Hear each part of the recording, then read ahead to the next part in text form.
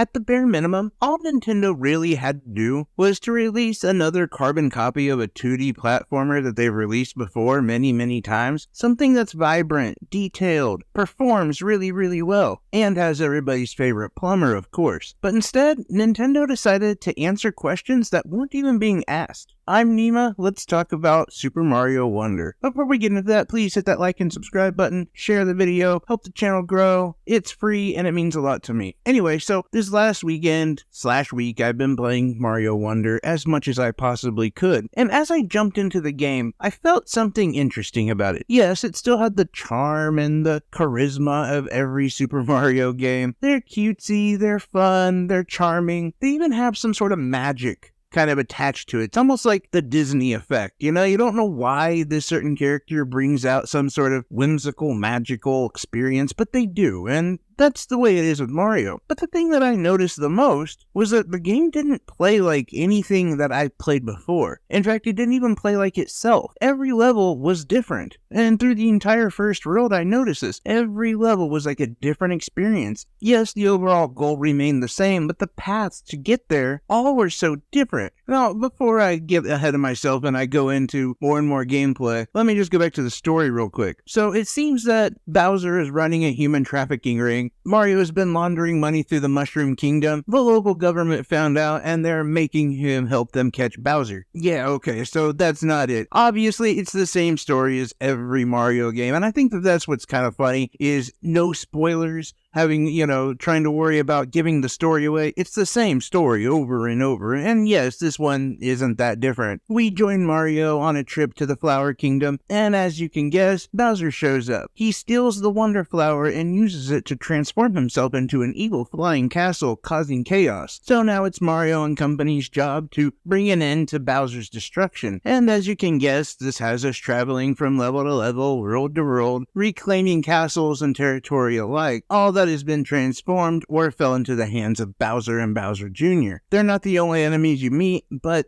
they're the big ones. So, yeah, that's the story of Super Mario Wonder. Nothing crazy, nothing new, but you know what? That's why we play these games. It's pretty much the same thing. And you have to admit, my proposal of a story before just seemed out of place, right? So, this fits. But I have to go back to the topic I brought up before, and that is, Nintendo could have easily just brought out the same game. Gameplay-wise, story-wise, everything really, as long as it was technically sound, looked really good, had that great soundtrack, the cornerstone of every Super Mario game. And in fact, honestly, with Super Mario RPG coming out in a couple weeks, with even Spider-Man 2 coming out the same day, in arguably one of the best years of gaming that we've had in a long time, had they just released a typical 2D platformer, maybe updated the visuals a little bit, this game would have been just fine, and Nintendo wouldn't have been criticized for releasing something that was subpar or just too traditional. But they didn't do that. They pushed the limits. They wanted to see how far they could take things and to really provide a different experience for a lot of their gamers. I have to say that I went into this game expecting not to have that experience, expecting to have pretty much something that was a carbon copy of like New Super Mario Bros. Or something like that. And wow, was I taken back by the fact that that's not it. They could have easily gotten away with this, spent far less money on it, probably far less resources, and it would have been fine. But they didn't do that. In fact, as I said before, every level felt different, and I expected this to go away relatively quick. The repetition would start kicking in, and it wouldn't feel like this brand new experience. But no, it keeps going. Thanks to things like the Wonder Flower, each level feels like a new experience with a new goal in mind. Yes, the ultimate goal of getting to the little castle and getting your seed. Sounds weird as I say that, but no, the experience that feels different is the path to get there. You could go pretty much straight forward without getting the Wonder Flower. You're still going to have different experiences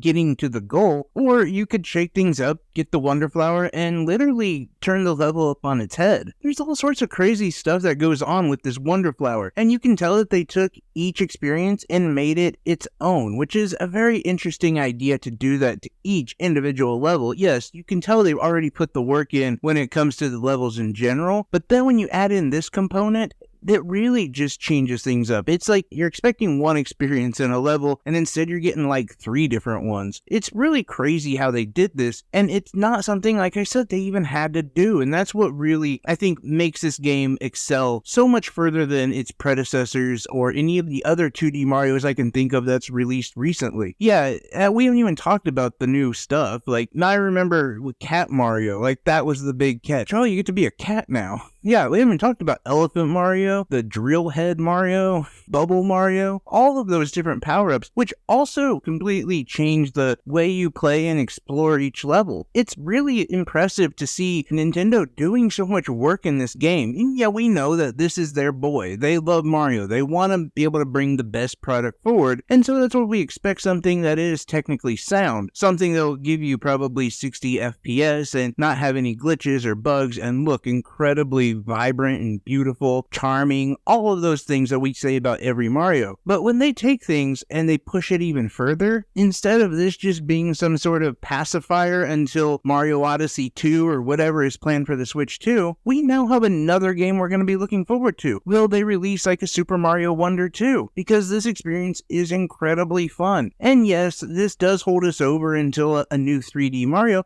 but honestly, I think you'd be hard-pressed to find a fan of the game to say that this is a game that just feels like a placeholder or something to keep us engaged with Mario until they finally release that Mario Odyssey 2 or whatever's coming next. No, this has its own life. This has its own experience. This is something that I think most people would agree that they want to keep playing, and they're now vested into the Super Mario Wonder series and hope that it grows further. It doesn't feel like just some sort of pacifier until we get that Super Mario Odyssey 2, and I think that that's really impressive, again, because they didn't need to do this. They could have easily released something that maybe would have even been known as like mediocre for a Mario release, but we would have forgotten about it within a couple weeks because the great and powerful Super Mario RPG remake is finally coming out. You know, the game that a lot of people have been waiting for almost 30 years to have a release. Yeah, that game is going to be coming out in a couple weeks. We would easily forget about our criticisms to this 2D platformer that is just mid, but they still would have been able to get a lot of cash off of this because the same people are going to continue to buy it. You know, Mario isn't really a hardcore gamer game anymore, but it's like an everyone game, and you'd be hard-pressed to find a Switch gamer that doesn't have every Mario game because you just have to. It's Mario. It's the whole experience.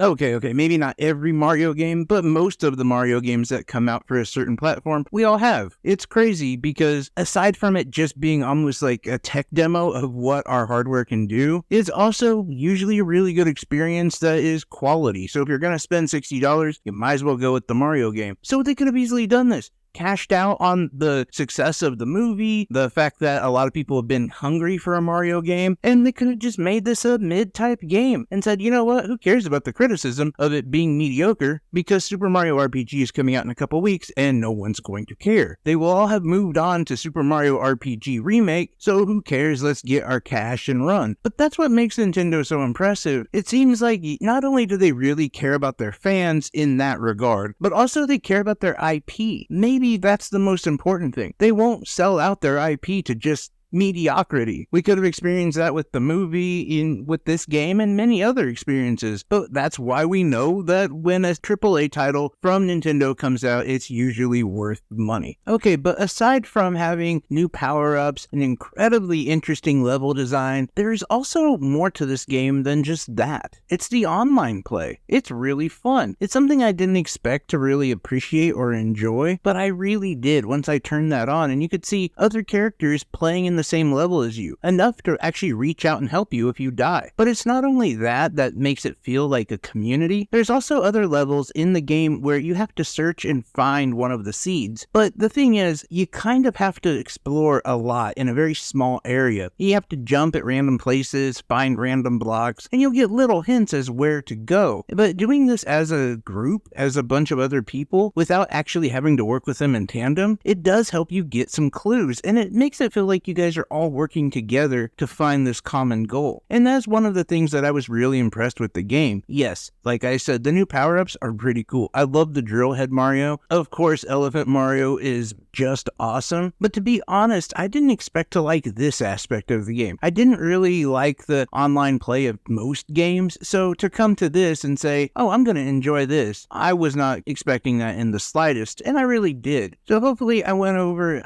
as many new things as I possibly could without giving too much away as far as your own experience with the game. I apologize if I got repetitious when it came to Nintendo just pushing the limit, going further with things. But I really do love this game, and if I was to give it a score, it'd be a 9.5 out of 10. No, it's not the highest game of the year for me, but it is definitely the highest scoring platformer that I think I've ever done. This by far might be the best platformer that I played in maybe ever, honestly. This might be the best platformer of all time. I don't know. I'm torn on it at the moment. Nostalgia pulls you one way, but it really is worth the money.